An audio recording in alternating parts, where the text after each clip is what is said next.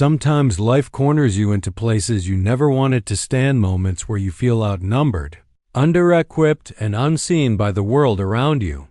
And yet, it's in those very moments that something inside you whispers, "Fight anyway." Not because you feel strong, but because giving up isn't an option when God has placed courage deep within you. And that's where our story leads us, into the life of a man who had almost nothing by the world's standards, yet did something unforgettable. Shamgar appears in Scripture almost like a flash of lightning, brief, bright, and impossible to ignore.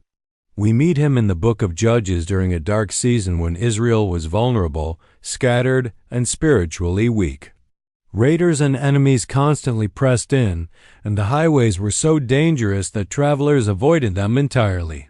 In the middle of this chaos, Shamgar steps into the pages of history with a single sentence that leaves you wanting to know more. He struck down 600 Philistines with an ox goad and saved Israel.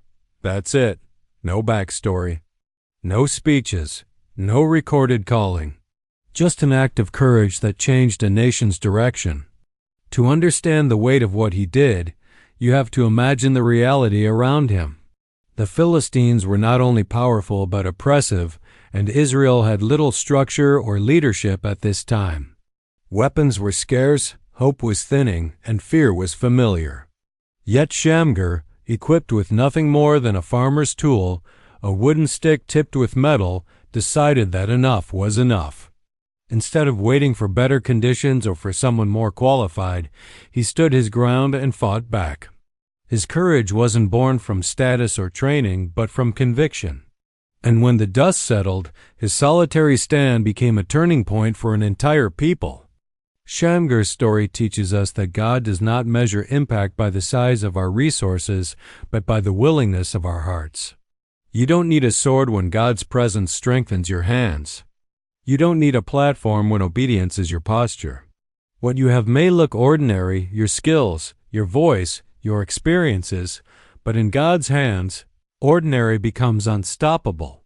Shamgar reminds us that God can use what's already in our grasp long before we acquire what we think we need. Another lesson from his life is that courage often looks like stepping forward when you'd rather step aside. We imagine heroism as something grand and dramatic, but sometimes it's simply refusing to bow to fear one more day. Shamgar wasn't a soldier. He wasn't a prophet. He wasn't a king. Yet he chose to act while others stayed silent. There are moments in our lives when we too are called to rise not with applause or recognition, but with quiet determination empowered by the presence of God.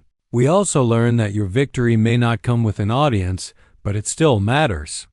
Shamgar fought alone, but his obedience saved multitudes. In the same way, the battles you face and private temptations no one knows about, fears you never talk about, responsibilities you quietly carry, may be the very battles that bring freedom to others around you.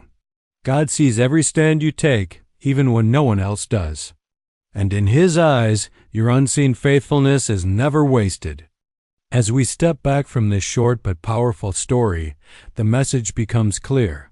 God does extraordinary work through ordinary people who are willing to act with what they have. Shamgar didn't wait to become someone else. He stepped into purpose as he was. He didn't ask for a new weapon. He lifted the one already in his hand, and he didn't wait for perfect circumstances. He moved in the middle of difficulty, trusting that God would strengthen his stand. May we carry that same resolve to be courageous, to be faithful, and to believe that God can multiply even the smallest steps of obedience.